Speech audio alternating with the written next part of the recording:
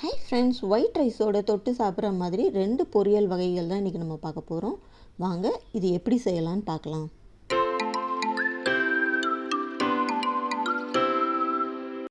First நம்ம பார்க்க போகிறது அவரைக்காய் பொரியல் எப்படி செய்யலான்னு பார்க்கலாம்.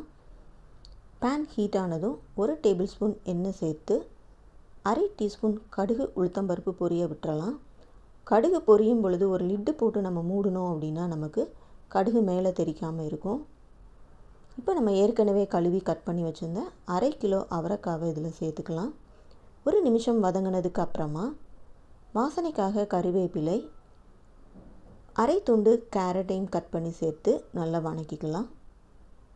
இந்த டைமில் இந்த ரெசிபிக்கு தேவையான உப்பு சேர்த்து ஒரு 1/4 கப் தண்ணீர் சேர்த்து லோ ஃப்ளேமில் கொதிக்க வைக்க போகிறோம்.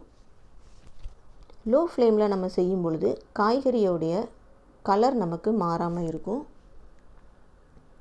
மசாலாவுக்கு 2 சின்ன வெங்காயம், 1 டீஸ்பூன் ஜீரகம், 1 பச்சை மிளகாய் சேர்த்து மிக்சியில் பல்ஸ் மோடில் 1-2 இந்த மாதிரி நம்ம எடுத்துக்கலாம்.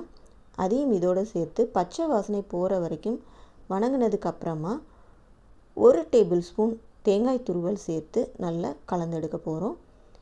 வாசனைக்காக ஃபைனலாக ஒரு அரை டீஸ்பூன் தேங்காய் எண்ணெயும் சேர்த்து கலந்து எடுத்தோம் அப்படின்னா அருமையான அவரைக்காய் பொரியல் நமக்கு ரெடி ஆகிடும்.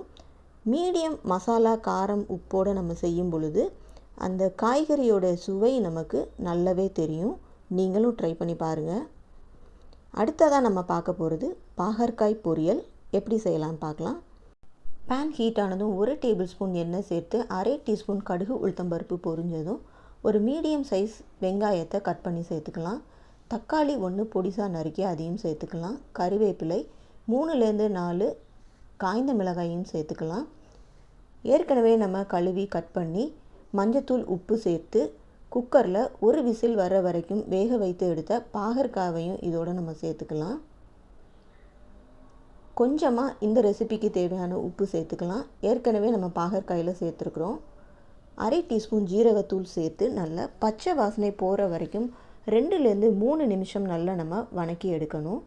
நடுவில் இந்த மாதிரி நம்ம பண்ணிவிட்டு 1 டேபிள் ஸ்பூன் எண்ணெய் சேர்த்து 2 முட்டை அதோடு உடைச்சி சேர்த்து நல்ல முட்டை வேகிற அளவுக்கு நம்ம கலந்து எடுக்கணும்.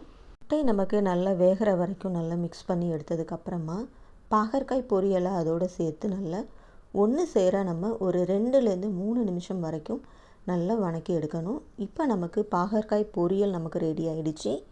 இந்த மாதிரி நம்ம செய்யும் பொழுது பாகற்காய் பிடிக்காதவங்க கூட விரும்பி சாப்பிடுவாங்க. நீங்களும் ட்ரை பண்ணி பாருங்கள். நம்ம சேனலை சப்ஸ்கிரைப் பண்ணுங்கள். மறக்காமல் பெல் சிம்பலை டேப் பண்ணுங்கள். தேங்க்ஸ் ஃபார் வாட்சிங்.